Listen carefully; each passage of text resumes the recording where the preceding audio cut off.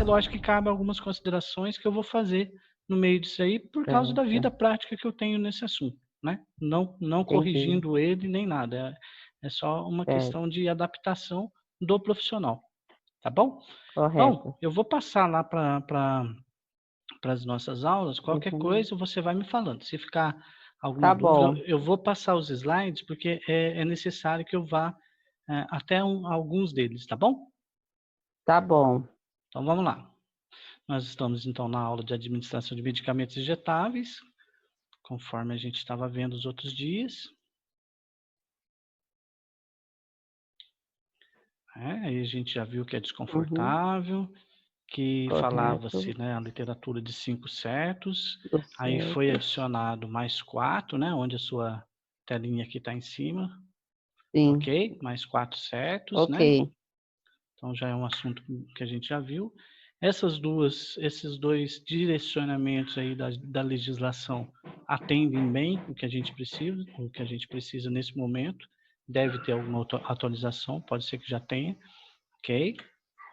É, são 4 pontos para você conseguir fazer com que um estabelecimento comercial de importância, né, na saúde tenha para poder fazer uma aplicação, poder trabalhar com esse tipo de serviço, prestar esse tipo de serviço, né? Então, ela pode ser feita por outro profissional, desde que seja habilitado, né? Seja uma pessoa que tenha passado Uhum. por um curso, por um treinamento, Um deve ter prof... uma autorização, né? Deve ser, pode ser de próprio punho ou digitalizada, tem que ser assinada por aquele que está autorizando. É necessário uma sala exclusiva para esse tipo de serviço. Deve constar o procedimento operacional padrão, aplicação de injetáveis, o POP, e todo o resíduo que é gerado nesse daí, bem como os outros de farmácia, devem estar dentro de um plano de gerenciamento de resíduos de serviço de saúde, PGRSS, ok? Ok. Aqui é um exemplo de como a gente faz a autorização para alguém poder fazer a aplicação no estabelecimento. Esse campo aqui, Entendi. como a gente falou na semana passada, cabe os dados do usuário. Isso é muito bom para que você não confunda o paciente ou não troque, né? Uhum. E também os dados do medicamento, informações sobre o medicamento Uhum. administrado, aonde pode evitar de ter uma troca, né? Todos esses dados você vai estar conferindo também com a Correto. receita. Então, nesse momento, você tem como evitar um erro de uma aplicação trocada, vamos dizer assim, de um medicamento que pegou errado, alguma Sim. coisa nesse sentido, ok? A sala de Ok. aplicação ideal vai ser falado mais tarde. As vias, né, geralmente utilizadas aí, né, sendo que a farmácia se concentra na segunda e na terceira, algumas vezes na Uhum. primeira e agora nunca na última.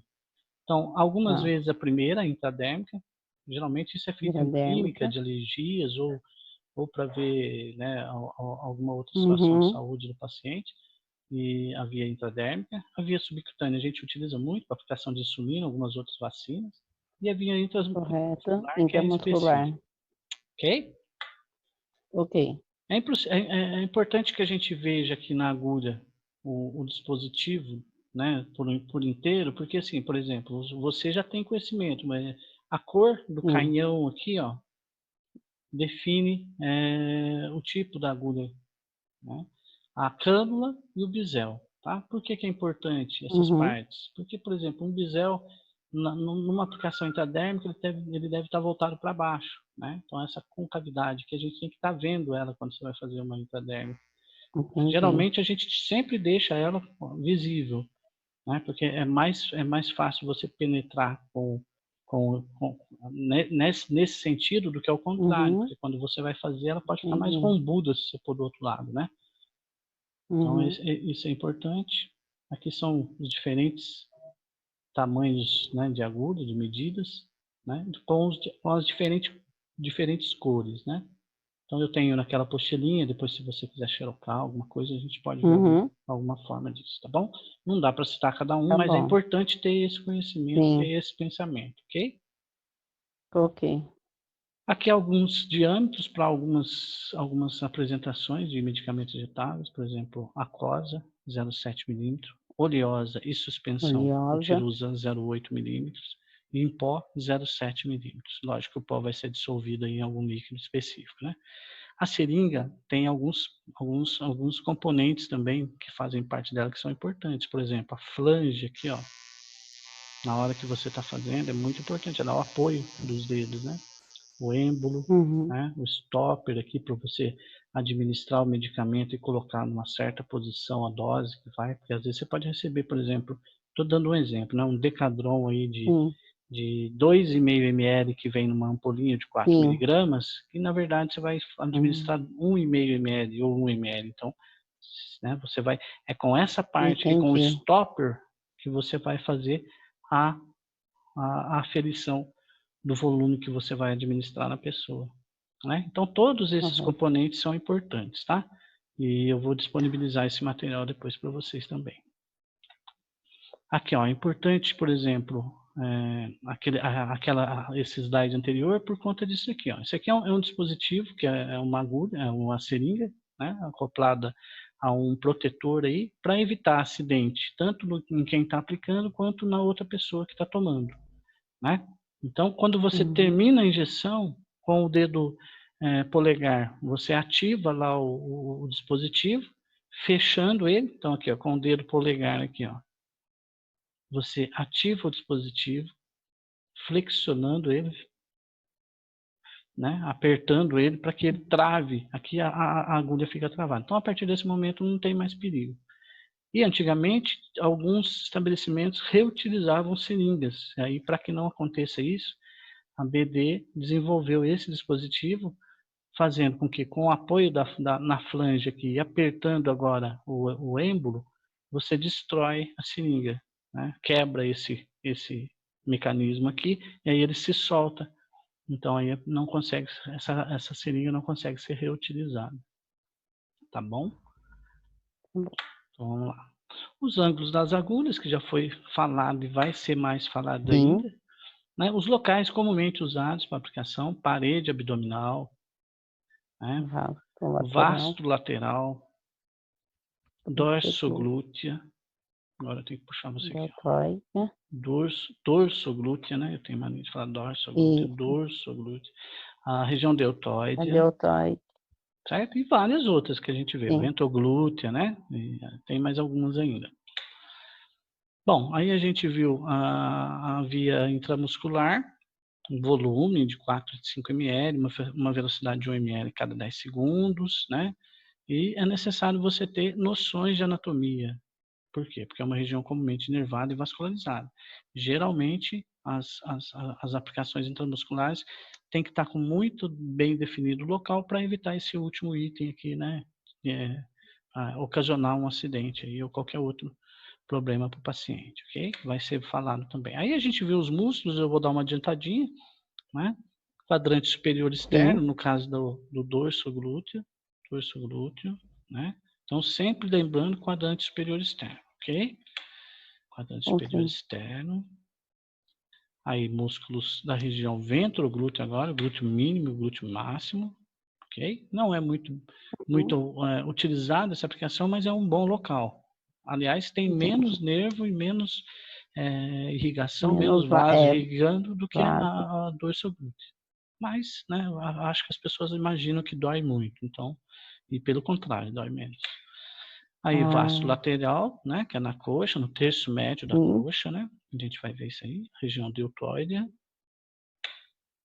A técnica em Z, tá, então consiste em realizar uma tração aplicada aos tecidos, aplicada à pele e aos tecidos subcutâneos antes da inserção da agulha e depois liberá-la após a retirada da agulha, para que a rota da injeção superficial ao músculo seja deslocada da rota original, selando a medicação do mesmo. Então não há retorno do líquido por conta dessa técnica, e ela também é para diminuir a dor, né?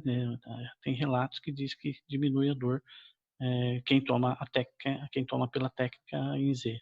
Então, a gente vai ver aqui nos slides. Então, as figuras. Então, o medicamento, aqui você está vendo que a pele, né, e o tecido subcutâneo estão sendo tracionados para baixo. Aí tem a inserção da agulha, a administração do medicamento na camada do músculo, ok?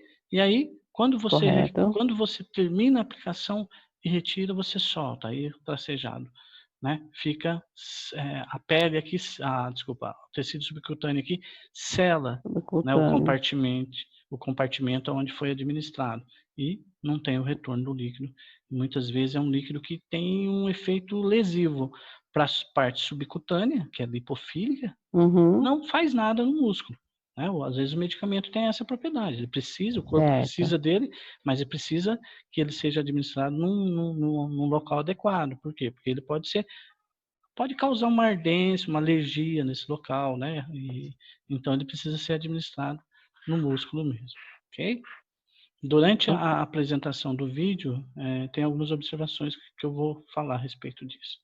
Então, a aplicação é indicado para a aplicação de drogas irritativas para o tecido epidérmico e subcutâneo, para a proteção Subcutâneo. desses tecidos, né? E deve ser aplicado em grandes músculos como o glúteo, dorsal e ventral. A via intradérmica, né? Para testes de alergia, é necessário ter essa formação dessa pápula, e é feita geralmente na face anterior do antebraço. E a gente tem que estar atento com a antisepsia. Por quê? Porque a gente geralmente na farmácia usa álcool 70, né? E Isso. aí você já vai fazer com Correto. álcool lá, e na verdade não é com álcool essa. Por quê? Porque o álcool pode É outro produto. interagir aqui com o que vai fazer e causar uma alergia que não era bem da própria medicação que está sendo utilizada, né? Então a pessoa está tomando Uhum. uma injeção aqui, tomando pela via intradérmica para detectar do que ela é alérgica. Então aqui tem vários componentes, vamos dizer aí, pelo de gato, né, pó, várias Ácaro, coisas. né, às vezes. Ácaro, exatamente. Vários itens que causam alergia, sabido, né? Os antígenos, né? Aí, quando ela faz, se você utilizar o álcool nessa região para fazer a antisepsia, às vezes a alergia que provocou aqui, na verdade, é do álcool. Então, por isso a gente utiliza Entendi. água e sabão, tá bom? Então, guardar sempre isso na via Tá. intradérmica, tá bom? Aham, hidradérmica. Isso. Ah, tem que ter a formação bisel, então, como eu falei lá na hora, lá, voltado para cima, e tem que ter essa formação da pápula aqui, ó. Ok? Vamos lá. Uhum. A via subcutânea. Só falando rapidamente dela, porque vai ter no vídeo também. O que acontece aqui? A gente tem que ter atenção para fazer essa pinça somente com 3 dedos no máximo. Indicador 2 seria ideal. Polegar e indicador. Tá? Para quê? Para que a gente Certo. pegue somente a camada subcutânea. Tá? Por Hum, quê? No próximo slide a gente vai ver. Se você pegar com vários dedos, ou com a mão inteira, você faz uma pinça também no músculo. E aí, quando você vai fazer a aplicação, você faz o que era para fazer, né? Insulina, por exemplo, numa região lipofílica, Uhum. você acaba fazendo no músculo, né? Então, Então, por isso que correto é só com 2 dedos. 2 dedos você nunca vai ter problema com isso. Você vai fazer de uma forma adequada. Sempre você pode pensar que você vai pegar mais pele e tecido adiposo, ok? E se você não tiver cuidado também, você acaba fazendo na epiderme, né? Se você não fizer com Sim. 90 graus, tá? Essa é com 90 graus com a pinça de 2, 3 dedos, ok? Vamos Ok. lá. Desculpa.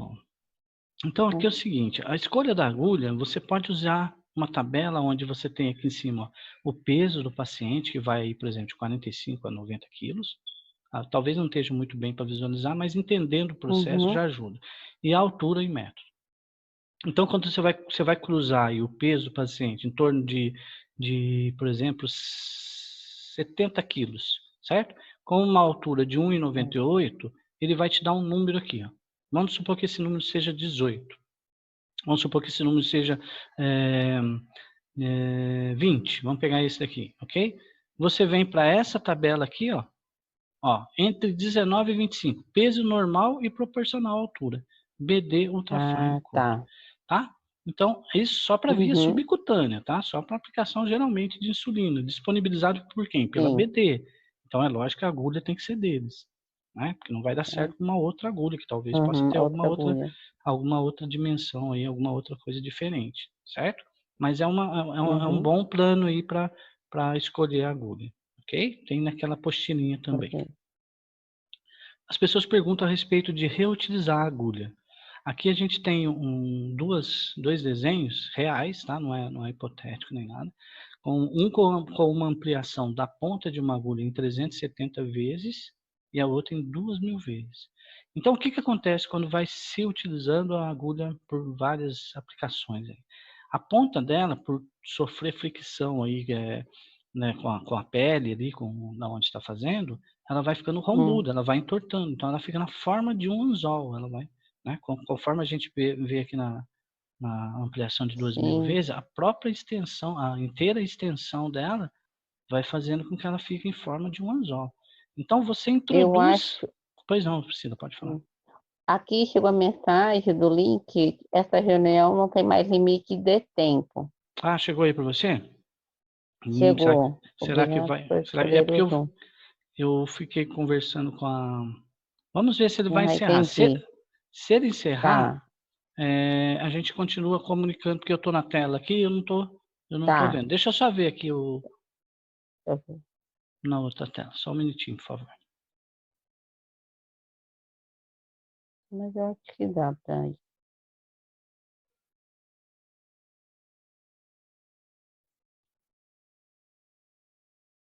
Vamos ver se veio alguma para mim. Ivaneide não mudou mesmo.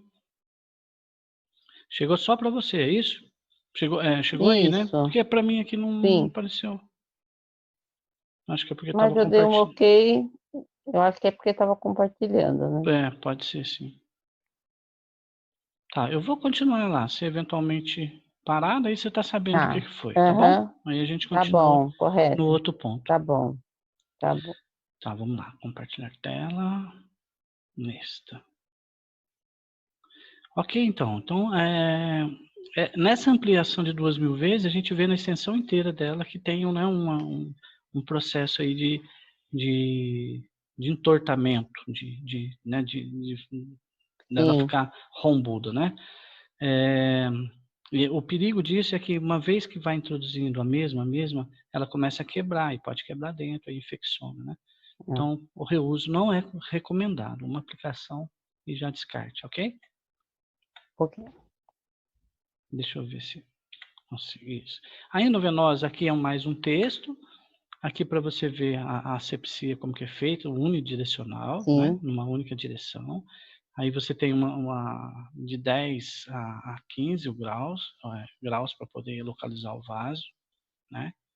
E aí a Uhum. posição do dedo indicador de apoio, a posição dos outros dedos de segurar, né? De apoio não, de localização, né? De rota, né? Para ajudar a firmar a Tá. rota que você está indo. Você esticar a pele para o vaso ficar mais firme, por quê? Porque ele fica solto aqui na pele, então você estica a pele, né? Aí depois Uhum. de que introduzir, segurar, né? Com os outros dois e ir fazendo aqui bem lentamente. 1 ml, né, cada 10 segundos, bem assim, o mais lento que puder, Entendi. até mais lento do que intramuscular. Depois só apertar, né, evitar massagear para conter a saída do sangue e o descarte adequado, Sangue, ok? sangue.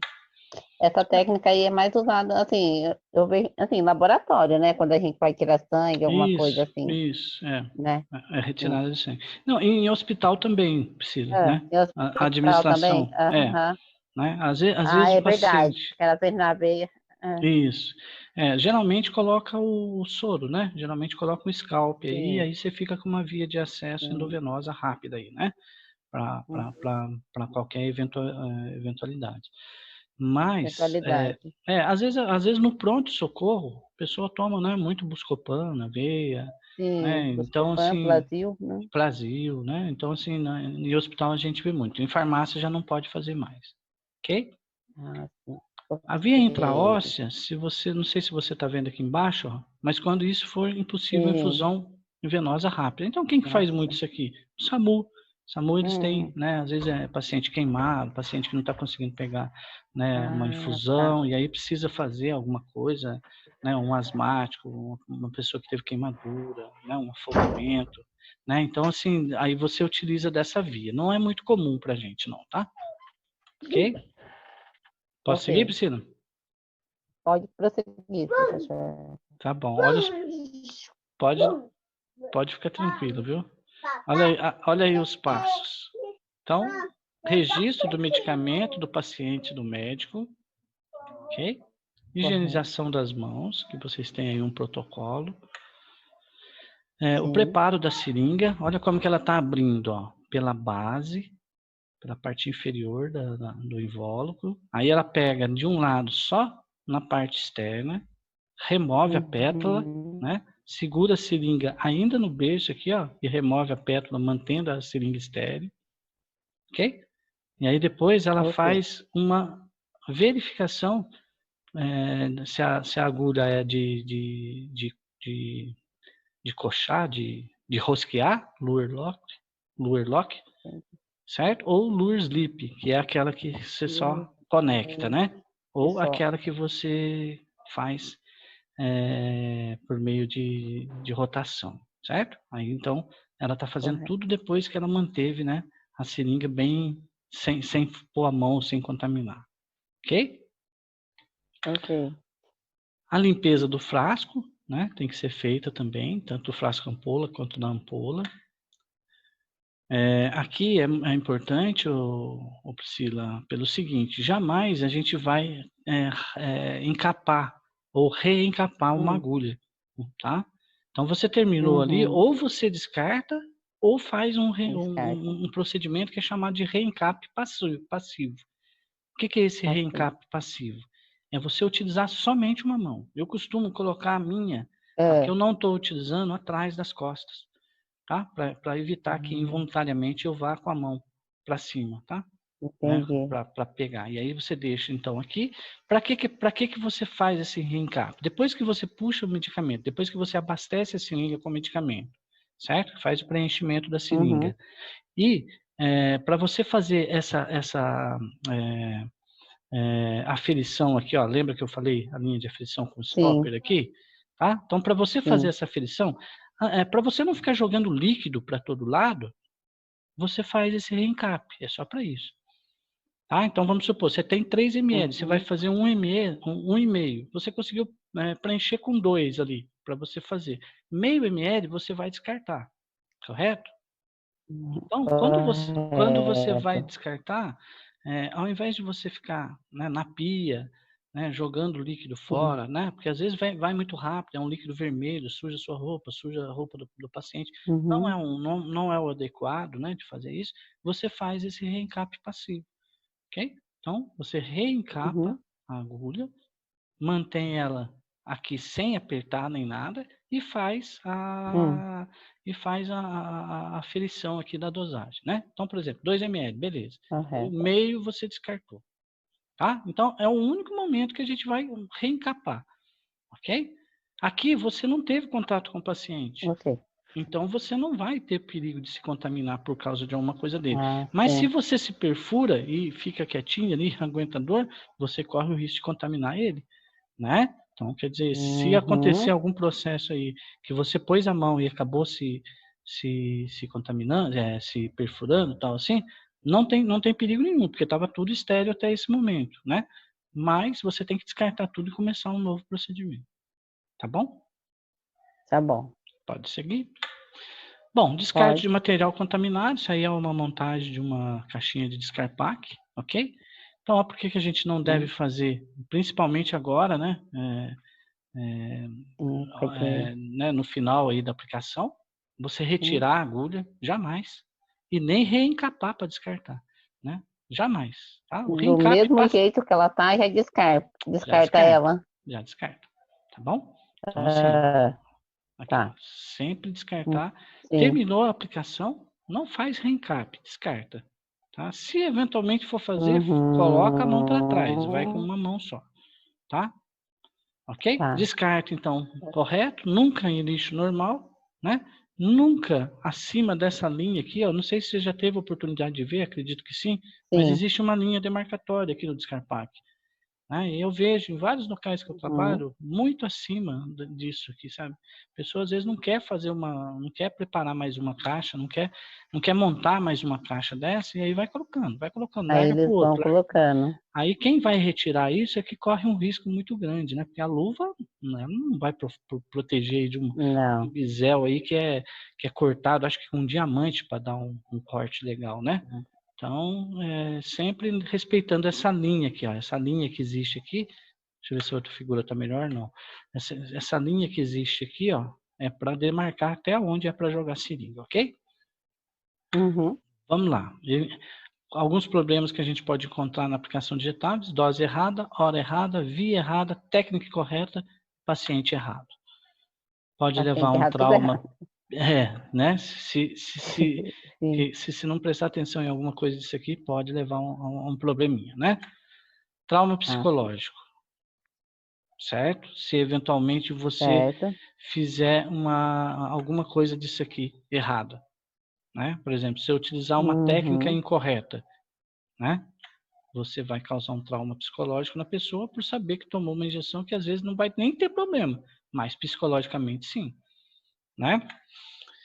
Sim. Algumas coisas que pode acontecer, né, com uma técnica incorreta, com medicamento incorreto, com a via incorreta, dose errada, medicamento errado, paciente errado, né? Vamos pensar assim: infecção no local, Sim. né? Embolia, necrose, alergia. Isso aqui até você fazer, né? Às vezes até o paciente fazendo tudo Uhum. certinho pode desencadear, você não tem como prever, né? Pode levar ao choque anafilático. Pode causar uma lipodistrofia, que é o quê? Uma perca de tecido adiposo aqui, de tecido gorduroso aqui no glúteo, no caso, né? Porque alguma coisa que não foi para o músculo, aí foi para o tecido gorduroso, para o tecido adiposo, né? E aí não era adequado ali, era um volume grande, sei lá, queimou tecido, né? A pessoa perdeu ali, ó, né? Fazendo isso várias vezes, né? Ok? Hematomas que são muito comuns, né? Quando pega um vaso, Sim. dor. Então, quando ele estoura, assim, pega um vaso, eles falam, estourou a veia. Geralmente é um vaso, né? Não, então, vamos separar. Se você tem uma aplicação intramuscular, no momento que você faz a perfuração, que você coloca a agulha dentro da pessoa, você tem que parar tudo e aspirar o volume. Sim.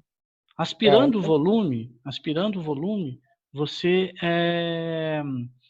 você se certifica se pegou um vaso. Se pegou algum vaso, você tem que parar e fazer todo o procedimento de novo, né? Agora, quando estoura um vaso, é uma administração na veia mesmo. Aí você tem que, né, quando estoura um vaso de uma administração intravenosa, é porque já era uma administração na veia mesmo. Então, você tem que fazer outro procedimento para fazer na veia, né? Na intramuscular não é para a gente pegar vaso. Vamos guardar isso. Sim. Na intramuscular você não está fazendo no vaso, Não você está pega fazendo no vaso. músculo. No Né? músculo. No músculo. Mas infelizmente o músculo infelizmente não, ele é vascularizado. E nesse caso você pode pegar um vaso, certo? E aí você pegando um vaso, para você certificar que você pegou ou não, você tem que fazer a aspiração do líquido. Aspiração da injeção. Antes de começar a injetar, você aspira. Se vier sangue, você tem que parar. Você tem que parar e fazer tudo novamente. Entendi. Ok? A gente vai ver isso mais na prática depois. Uhum. Por isso que fica dessa forma aqui, né? Esses hematomas aqui. Sim. Bom, se tiver algum problema, sempre manter a calma. Não fazer nenhum procedimento, né, de medicação por conta. Deixar o paciente, né, se tiver em convulsão, principalmente em segurança, né, não deixar de se debater, se machucar, ficar perto de uma pia que pode quebrar e ele se cortar, né? Então vai posicionar o paciente geralmente no chão, no lugar que ele tem espaço, né, para ele, se ele tremer, se ele se bater, né, fazer com que ele não tenha nenhum problema mais grave aí. Se possível, enviar a embalagem, né, vai ter como enviar a embalagem junto com o registro e encaminhar ao centro de saúde mais próximo, tá bom? Geralmente tem na farmácia lá os centros que atendem mais próximo. Aqui algumas referências. Priscila. Agora sim.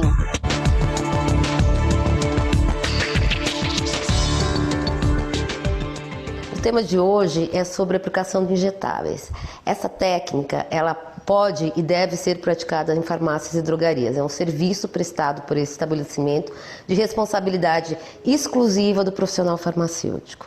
Ou seja, toda a aplicação e a metodologia e as práticas de aplicação de injetáveis, essas boas práticas, devem ser construídas e supervisionadas por esse farmacêutico. Nesse vídeo nós vamos procurar abordar as principais técnicas para que o farmacêutico se instrua, né, cada vez mais e capacite os seus auxiliares para estar colaborando com ele nessa aplicação. Mas é um curso, né, ao longo do tempo, né, ele deve ser muito mais avaliado, e o CRF oferece esses cursos presenciais, já que a parte técnica ela é muito importante. Esse DVD também tem em parceria com a Interfarma, que visa aí a capacitar os nossos profissionais farmacêuticos cada vez mais na farmácia e na drogaria, para que eles prestem um serviço de qualidade ao seu usuário. Priscila, então é isso daí. O vídeo é esse, Sim. tá? Ele é bem técnico. E aí a gente, na próxima aula, então, a gente faz a apresentação desse Tá bom, vídeo. professor. Tá bom? Você está tendo Tá a bom. oportunidade de ver todo o módulo inteiro. O pessoal vai ver Sim. também pelas aulas lá. Mas, assim, eu te parabenizo aí por você estar conseguindo acessar, ver as aulas, mesmo com as dificuldades aí, né? Em casa e tudo mais, Sim. tá? Tá bom, professor. Parabéns, viu? Obrigado, viu? Eu que agradeço. Imagina. Boa noite para você e bom descanso, tá? Boa noite. Obrigada. Tchau, Tchau. tchau.